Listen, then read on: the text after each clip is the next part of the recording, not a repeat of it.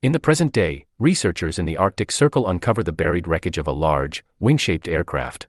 While investigating the aircraft's interior, two of the researchers discover a frozen, circular object with a red, white, and blue motif. In March 1942, Hydra forces led by Johan Schmidt invade a stone church in Tønsberg, Norway, seeking a mysterious cosmic artifact known as the Tesseract, which possesses untold powers. Upon discovering the true Tesseract, Schmidt has the church keeper who guarded it killed, along with everyone else in the village.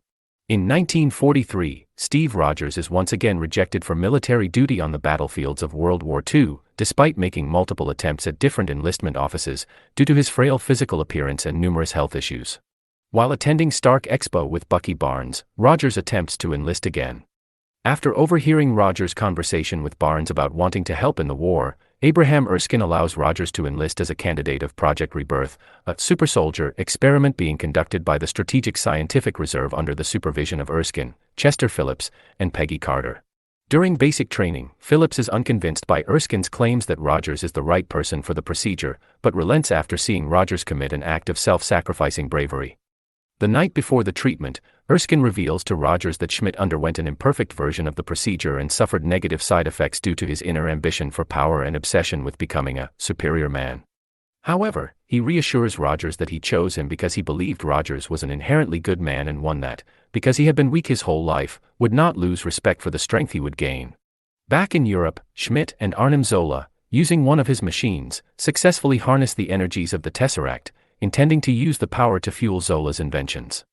Meanwhile, Schmidt, having discovered Erskine's location, dispatches an assassin to kill him. In New York City, Erskine subjects Rogers to the super soldier treatment, putting him in a special chamber where he is injected with the super soldier serum and dosed with Vita rays. Rogers emerges from the chamber taller and with an enhanced physique. After witnessing the success of the experiment, one of the attendees reveals himself to be Schmidt's assassin, Heinz Kruger, who shoots Erskine, killing him. Kruger grabs the last vial of the supersoldier serum and escapes the facility into the streets of New York.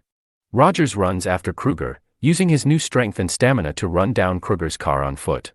Despite attempting to escape in a submarine, Rogers manages to catch Kruger, but the vial of supersoldier serum is broken in the process and the assassin immediately commits suicide by cyanide pill before he can be interrogated for information.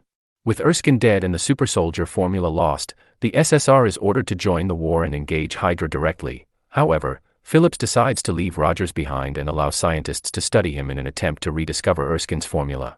Senator Brandt approaches Rogers and instead offers him the chance to tour the nation for the USO to promote war donations, using his image as the strong, ideal soldier as a symbol for the public to rally behind, which Rogers accepts.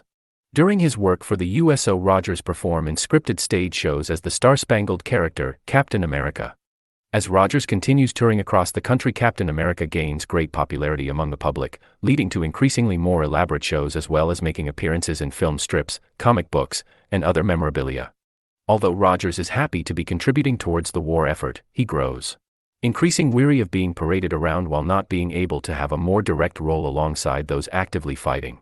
Meanwhile, Schmidt unveils his new Tesseract-powered weaponry to 3 Nazi officers sent to oversee his operation, but uses the weapon to kill the officers after they realize that Germany is among a list of Schmidt's intended targets.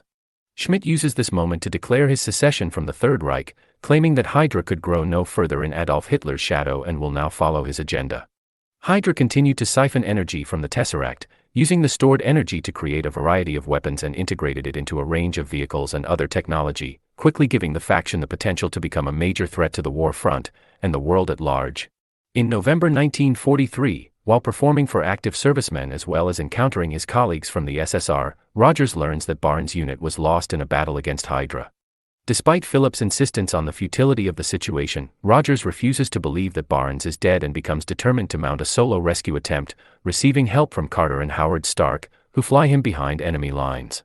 Rogers manages to sneak into Hydra's main factory where he finds and frees most of the captive soldiers who begin a riot and start escaping while Rogers continues on to find Barnes, who he discovers in a separate room where he was being operated on. Schmidt, seeing the prisoners escaping and Rogers moving through the facility, sets the factory to self-destruct to cover Hydra's operations and evacuate to another facility.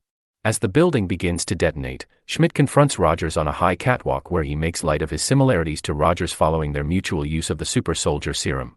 Schmidt expresses his belief that they have risen above the visage of normal humans before revealing his face to be a mask, removing it to display the red, skull-like face that earned him the sobriquet, the Red Skull. Schmidt and Zola make their escape while Rogers leads Barnes to the roof where they both barely manage to escape the factory themselves before regrouping with the escaped soldiers and marching back to base. Following the liberation of the Allied prisoners, Rogers gains his superior officers' respect and acknowledgement as a soldier and is given high rank and the chance to fight as Captain America, as a key figure on the war front opposing Hydra directly. Rogers recruits Barnes, Dum Dum Dugan, Gabe Jones, Jim Morita, James Montgomery Falsworth and Jacques Dernier as his personal team of Howling Commandos to take out the other known Hydra operations. Howard Stark outfits Rogers with advanced equipment, including a durable, custom combat uniform and a circular shield made of vibranium. For the next 2 years, Rogers and his Howling Commandos lead a strong offensive, sabotaging various Hydra operations, much to Schmidt's frustration. In 1945, the team later assaults a train carrying Zola. Rogers and Barnes engage in a fight with the soldiers on the train, during which Barnes falls from the train to his apparent death, while Jones locates Zola on the train and captures him. Rogers is deeply affected by the loss of his best friend and is convinced by Carter to use his sorrow as motivation to put an end to Hydra for good. Using information extracted from Zola, the final Hydra stronghold is located and Rogers leads an attack to stop Schmidt from using weapons of mass destruction on the United States. Rogers climbs aboard the Valkyrie, Hydra's massive aircraft bomber, as it takes off. During the subsequent fight, a machine containing the Tesseract is damaged. Schmidt physically handles the Tesseract, which opens a wormhole into space, sucking him into it in bright light. The cube falls to the floor, burning through the plane and falling into the ocean. Seeing no way to land the plane without the risk of detonating its weapons, Rogers instead crashes it on the Arctic shelf while making a sorrowful goodbye to Carter, making a promise to take her dancing, knowing he would never be able to make the date.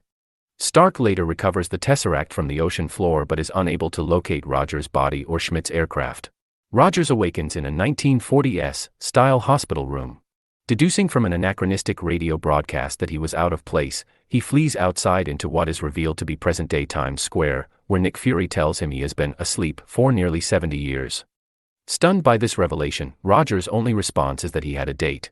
A year later, Fury approaches Rogers, proposing a mission with worldwide ramifications.